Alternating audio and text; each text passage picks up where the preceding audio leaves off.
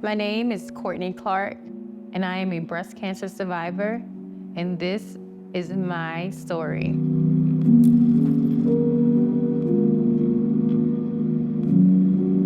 So my diagnosis was very different. I was pregnant. I was 23 weeks pregnant when I was diagnosed with breast cancer. And it was really scary for me because I have 2 kids now. My daughter at the time, she was like 15 months and I was breastfeeding her and I felt a lump in my breast and I went to a doctor, told him about it, and like she kind of like laughed it off. It was like, it's just a clogged milk duct. And I was like a new mom, had never breastfed before, so I was like, okay, maybe. And she like kind of asked me, what made you think it was a lump? Why did you come here so frantic? And I was like, because I've had clogged ducts before and you never felt like this. And my daughter would like feed on me a lot. So I was like, okay, I'll just try to keep, feeding her. And I just let it go. And then, like I said, skipped to like about a year later, I was taking a shower and I was 23 weeks pregnant and I felt the lump again in the same breast. But I was like, this is not a clogged duct. Called the Rose, that's why I went to have my ultrasound done. They didn't have any appointments. And then I was like, I'm 23 weeks pregnant. And they found me an appointment like that. Did the ultrasound and they give you results right away. And the doctor was like, it is a tumor. I was like, in that moment, it felt like all the blood rushed to my toes from my body. And about 2 weeks later, they did a biopsy and they found out that it was a cancerous tumor. And my world was turned upside down after that. My immediate thought was, I'm gonna die. Like literally, I just thought I was gonna die. I was like, I'm pregnant, I'm gonna die, my baby's gonna die, my husband and my daughter are gonna be without us. Because most of the people in my family that I knew that had cancer, they passed away from it. I lost my dad to cancer, I lost my grandmother, my grandfather, all to cancer. So to me, cancer would equal death. So I was very scared. I cried a lot of tears. I'm really close to my family. We have like a really, really tight-knit family. Some people think we're weird how close we are.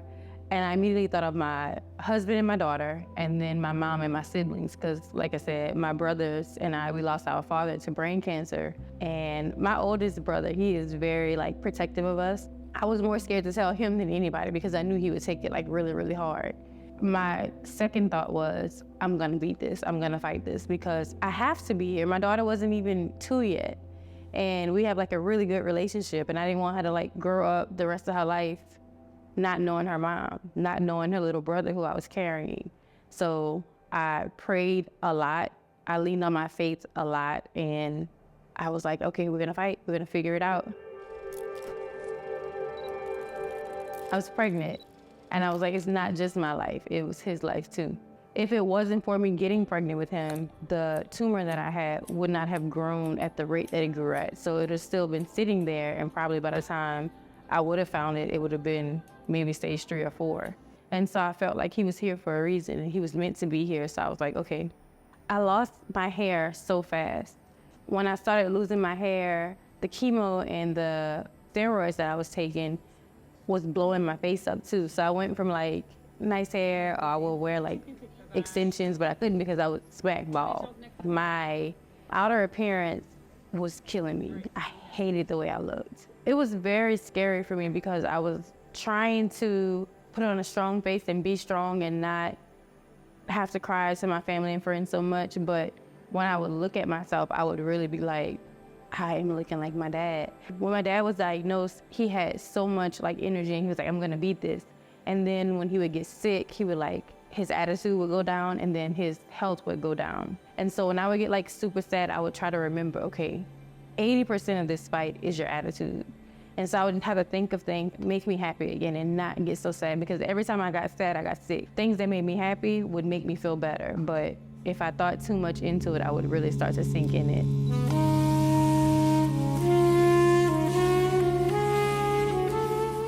Well, when I first got diagnosed, my first thing was, I literally asked, can I get a double mastectomy? And they were like, you are pregnant. We cannot put you under that type of anesthesia.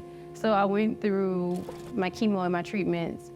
The type of chemo that I got, they call it the red devil, and everyone says how sick it makes you. And so when I got my first round of it, all the nurses, they all were standing around me, and I was just like, what? Like, I was fine. And they were like, you don't feel bad? And I was like, no, I feel good, you know? So I got some hope from that because everyone was like so shocked at how well I took it. And then I started seeing a maternal fetal medicine specialist, and he assured me that my baby was okay.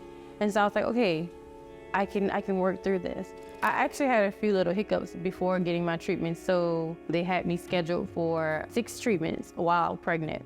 Went to get my treatment and they could not get my port to work.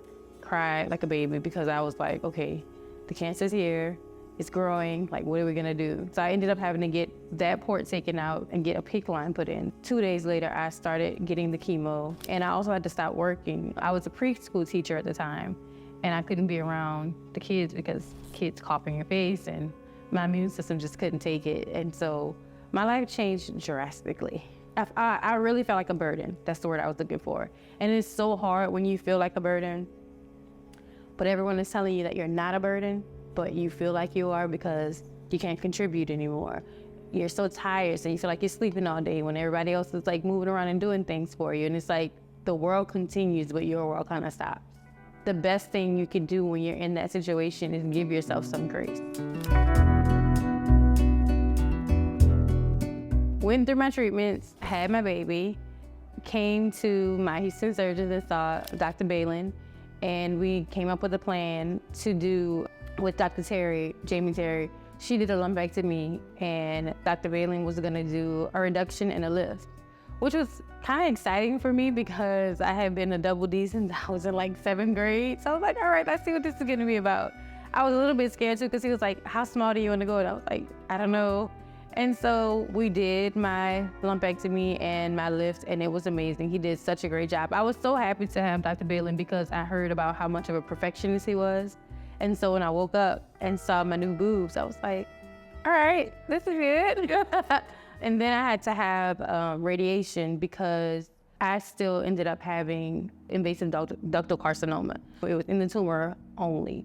Once I had the surgery though, took the tumor out, I still had cancer cells like in the breast. And so when we found that out, I went from being like really excited because I thought that was gonna be my cancer-free era. I've been having this shirt for a while. I bought it like right after my first surgery. Then we found out that the cancer was still there.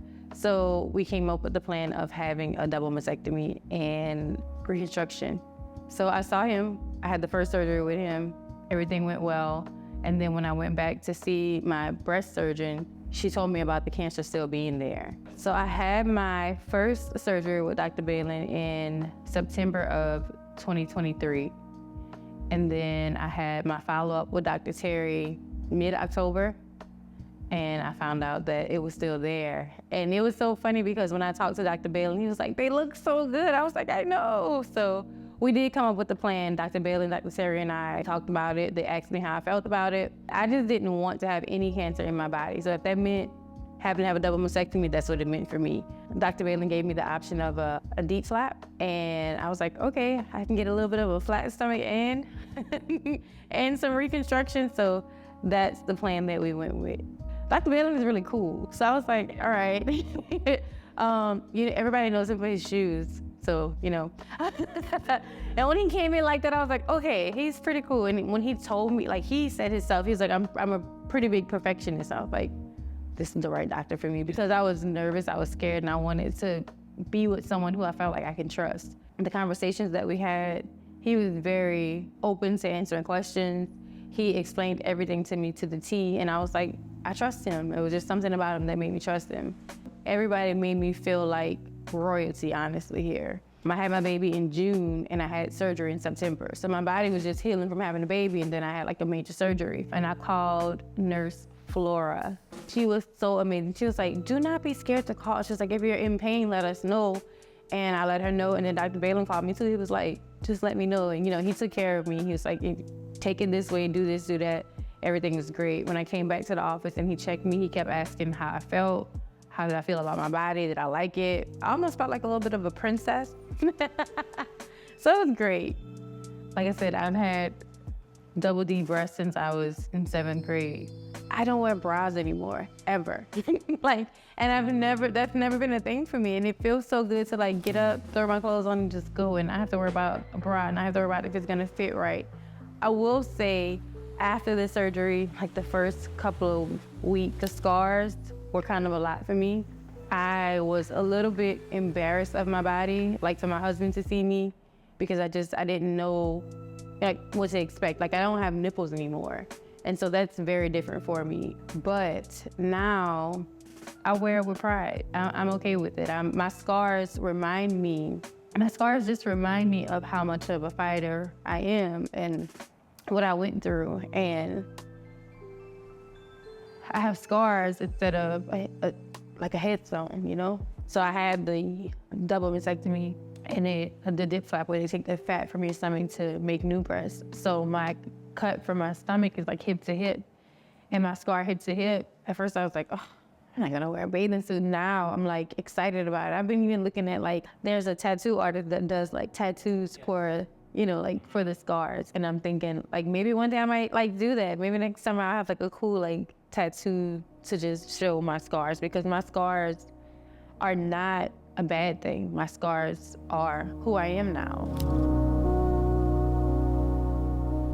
I really feel like my diagnosis and everything that I went through was not just about me, because I went through getting diagnosed while pregnant, getting diagnosed at 36, going through chemo, going through my first surgery, having radiation, finding out that I had to have another surgery. It wasn't just a straight line. It was a whole bunch of zigzags. Even if what you think is gonna happen doesn't happen, there's always another avenue. There's always another way. And I really am so grateful that I was able to have 2 surgeries. And so I'm so happy to share, because I just wanna give somebody just like, even if it's just an inkling of hope, just to know, you know, you can do it. Hear it, but don't live in it. Like, know you can overcome it. Women are very strong. We go through a lot. You just have to fight for it. You have your moments, be sad for a minute, like deal with it, because it hurts and it's sad and it's scary, because it's like, what did I do to deserve this? Like, why me? That was a big question when it happened. Not just me, like my friends, my family, even my coworkers, everybody was like, Courtney, like you, like, and even me, I'm like, that's exactly what it was like. Of all people, why her? And I felt like that too. I was like, why me? But now in hindsight, I feel like it was me because of who I am, because I am that bubbly person, because I take opportunities to talk about it, and I'm not shy to talk about it, and I'm happy to like talk about it and tell people, like, if you see something, say something. If you feel something, say something. If someone ignores you, say it again. As a Black woman, Black and brown women, we get ignored a lot. And that is just the cold hard truth of it, right? And I focused on that a lot at first, but also when I think about it, young women too, because we're not required to get mammograms until we're 40. Through this journey, I've met a girl who was 22 with breast cancer.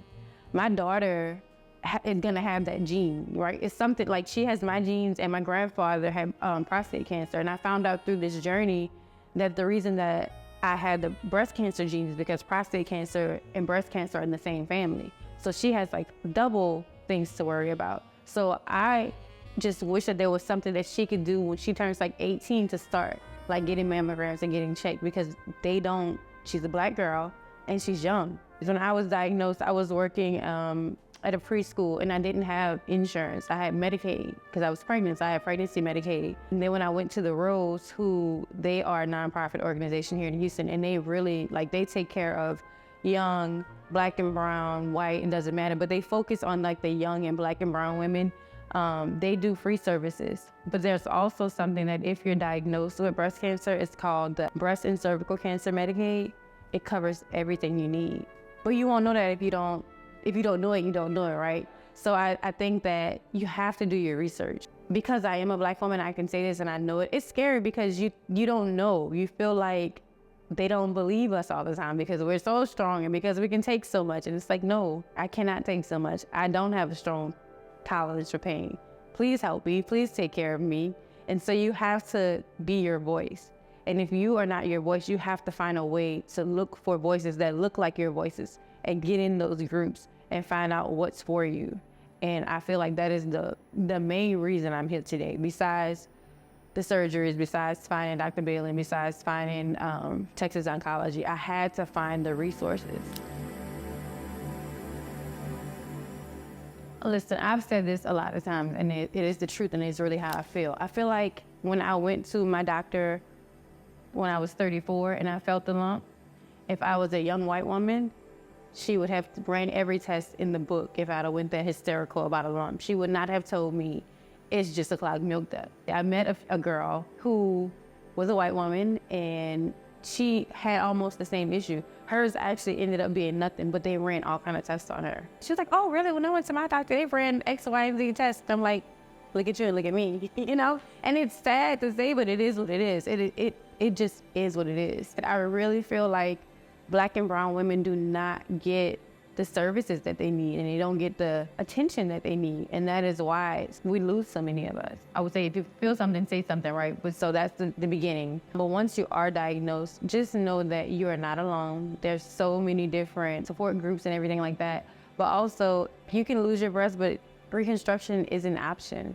And it doesn't have to feel like, oh God, I'm getting like surgery. It can feel like, I'm getting a new body, I'm getting a new me, I'm getting rid of the body that attacked me and brought me here, and I'm getting a brand new body, and I'm gonna be a new person, and I'm gonna be happy about it, and I'm gonna be cancer free when I have that body. It's the best way to feel. I've not felt this good in a very long time. So if you wanna feel good, go for it.